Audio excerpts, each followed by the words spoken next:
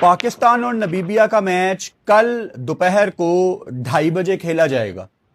अगर पाकिस्तान टीम ये मैच हार गई तो आप ग्रुप स्टेज से बाहर हो जाएंगे, और अगर पाकिस्तान टीम ये मैच जीत गई तो आप सुपर 8 में चले जाएंगे। यानी ये आपका आखिरी मैच है ग्रुप स्टेज का। अगर आप हार गए, इंडिया और यूएसए हमारे ग्रुप से क्वालिफाई करके आगे चले जाएंगे और हम वापस पाकिस्तान आ जाएंगे।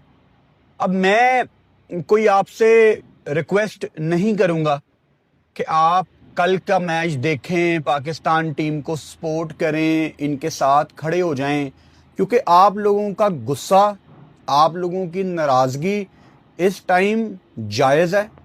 आप अपने हक पे खड़े हुए हैं। मेरा ये प्रोफेशनल काम है, तो मैंने तो मैच देखना है, मैंने तो उस पर बात करनी है। पाकिस्तान के क्रिकेटर्स को ये समझने की ज़रूरत है कि उन्होंने अपने फैंस को बहुत दूर कर दिया है, और ये कोई आज की बात नहीं है। अगर आप हर टूर्नामेंट के कुछ हज़ारों फैंस गिनते जाएं तो अब वो तादाद लाखों में हो गई है जिन लोगों ने पाकिस्तान के मैचेस देखना छोड़ दिए हैं। बस इंडिया पाकिस्तान के मैच के दौरान थोड़ी देर के लिए वो गुजरते गुजरते रुक के देख लेते हैं कि स्कोर कितना हुआ है। तो मैं बिल्कुल नहीं कहूंगा आपको कि आप कल पाकिस्तान का मैच देखें। ये जिम्मेदारी पाकिस्तान क्रिकेट टीम की है कि उन्होंने कैसे अपने फैंस को दोबारा कन्विंस करना। तो पाकिस्तान टीम के जितने भी प्लेयर इस टाइम वर्ल्ड कप में गए हुए हैं, भाई साहब, अगर आप मना सकते हैं अपने फैंस को तो वर्ल्ड कप अभी चल रहा है, आप मना लें। अच्छा, पाकिस्तान नमीबिया का प्रीव्यू करेंगे आज हम। अगर इस मैच में बारिश पड़ जाती है और ये मैच नहीं होता, दोनों टीमों को एक एक पॉइंट मिल जाएगा, आप फिर भी अगले राउंड में चले जाएंगे। सो बस आपने हारना नहीं है। बारिश हो जाए, मैच ना हुआ, आप फिर भी क्वालिफाई कर गए, और जीत के तो आपने फिर भी क्वालिफाई कर ही जाना है। अब हालात ये हैं कि पाकिस्तान टीम जितना मर्जी अच्छा मैच जीत जाए नमीबिया के अगेंस्ट, उससे कोई खास फर्क नहीं पड़ना, क्योंकि जो हमारे साथ हुआ है इंडिया के अगेंस्ट 15 फरवरी को, उसका सेटबैक पता नहीं कितने दिन रहना है। लोगों को नींदें नहीं आई, प्लेयर्स भी आई एम श्योर कुछ ऐसे होंगे जिनको नींद नहीं आई होगी। अच्छी बात है, नहीं आनी चाहिए थी, क्योंकि आपकी वजह से ही ये तकलीफें हम सबको बर्दाश्त करनी पड़ी हैं। एक क्लिप मेरे सामने से गुजरा कल रात को। सकलैन मुश्ताक, पाकिस्तान के फॉर्मर कोच, बड़ी अजीब स्टेटमेंट उनकी मेरे सामने से गुजरी, जहां वो प्लेयर्स के ऊपर बात ही नहीं आने दे रहे। वो प्लेयर्स के बारे में कह रहे हैं कि प्लीज प्लेयर्स को उनके पोटेंशियल पे पूरी तरह खेलने दिया जाए। सकलैन भाई, कोई खुदा का खौफ करें। ये इंडिया पाकिस्तान का मैच है, किसी ने इनके हाथ पांव पकड़े हुए हैं। इनको नहीं पता कि पाकिस्तान इंडिया के इस टाइम क्या हालात हैं पॉलिटिकल लेवल पे। यहां पाकिस्तान क्रिकेट बोर्ड ने आईसीसी को इस टाइम आंखें दिखाई हुई हैं। सारी दुनिया इंडिया पाकिस्तान का मैच देख रही है। किसने टांगे पकड़ी हुई है सलमान अली आगा की? किसने हाथ रोका हुआ है बाबर आजम का? किसने रोका हुआ है शहीन शाह अफरीदी को? और किसने कहा हुआ है कि तू अच्छी बॉलिंग नहीं करेगा शादाब खान? किसने रोका हुआ है इनको? तो आप पाकिस्तान के फॉर्मर कोच हैं, आपकी सर्विसेज हैं पाकिस्तान के लिए, जिसको हम बहुत ज्यादा अप्रिशिएट करते हैं।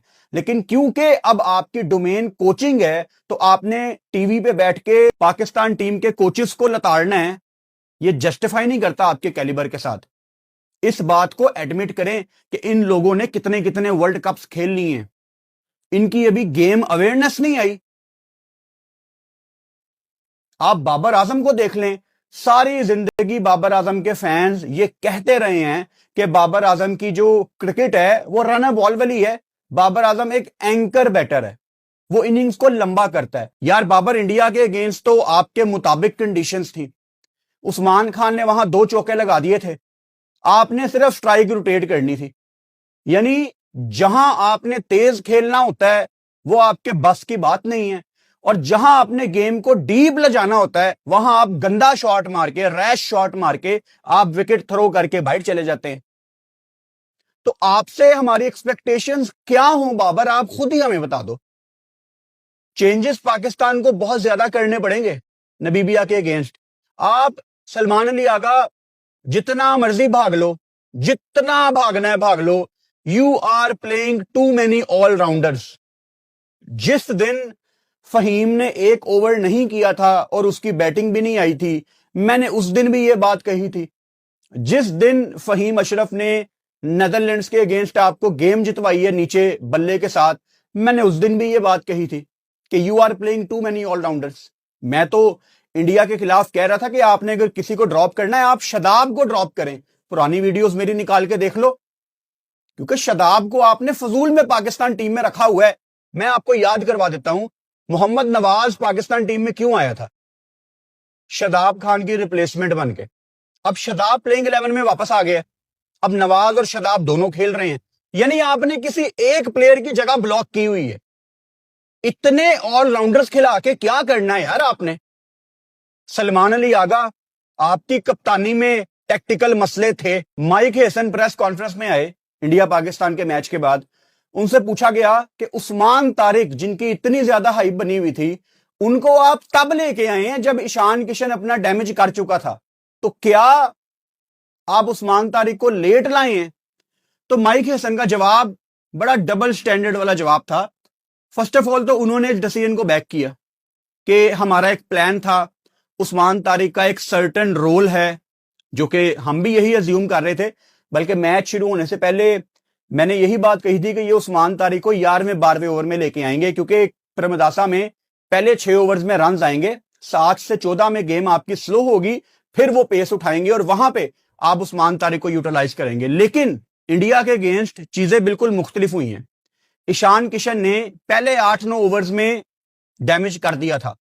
वहां पे माइक हैसन ने दबे दबे लफ्जों में कहा भी कि हां, उस्मान तारिक को पहले लाया जा सकता था। तो सलमान अली आगा, जो मैं हमेशा कहता हूं ना कि कोचेज आते जाते रहते हैं, कप्तानों का नाम पाकिस्तान क्रिकेट बोर्ड के दफ्तर की दीवारों पे लिखा रह जाता है।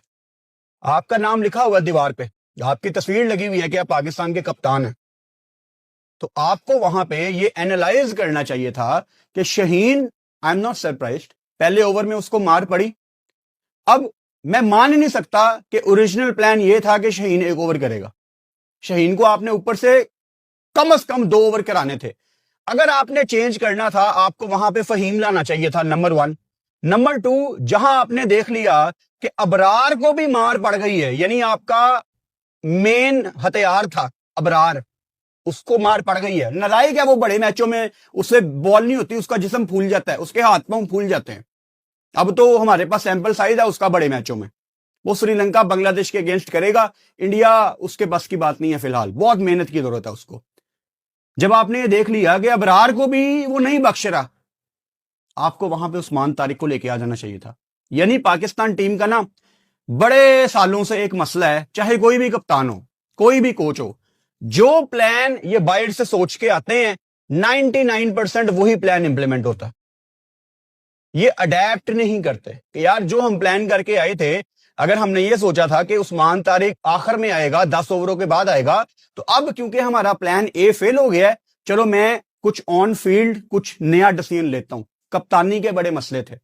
फिर उसके बाद अबरार को 2 ओवर में महंगा जाने के बावजूद तीसरा ओवर कराया गया। आगा जी, आपको 2 ओवर में 10 पड़ा हुआ था, एज एन ऑफ स्पिनर आप आ सकते थे, उनकी टीम में लेफ्टिस्ट थे।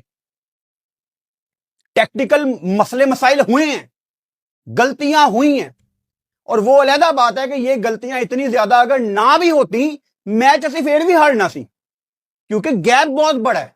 मैं सबसे पहले ऑलराउंडर्स के ऊपर आ जाता हूं। यार मैं हाथ जोड़ के आपसे रिक्वेस्ट करता हूं, एक आधा ऑलराउंडर कम करें। मैं आपको शुरू से बताता हूं, शादाब, नवाज एक प्लेइंग 11 में नहीं हो सकते। आपने नीचे फहीम को भी डाला हुआ है। जब नवाज और फहीम थे, मैं तो तब कहता था ये दोनों एक प्लेइंग 11 में नहीं हो सकते यार। क्यों? क्योंकि अगर विकेट में थोड़ा सा स्पोर्ट है, अगर विकेट थोड़ी सी तेज खेल रही है, तो आप फहीम को खिलाएं। 2 आपके स्पिनर हैं, अबरार, उस्मान तारिक, फिलहाल वही आपकी प्लेइंग 11 में।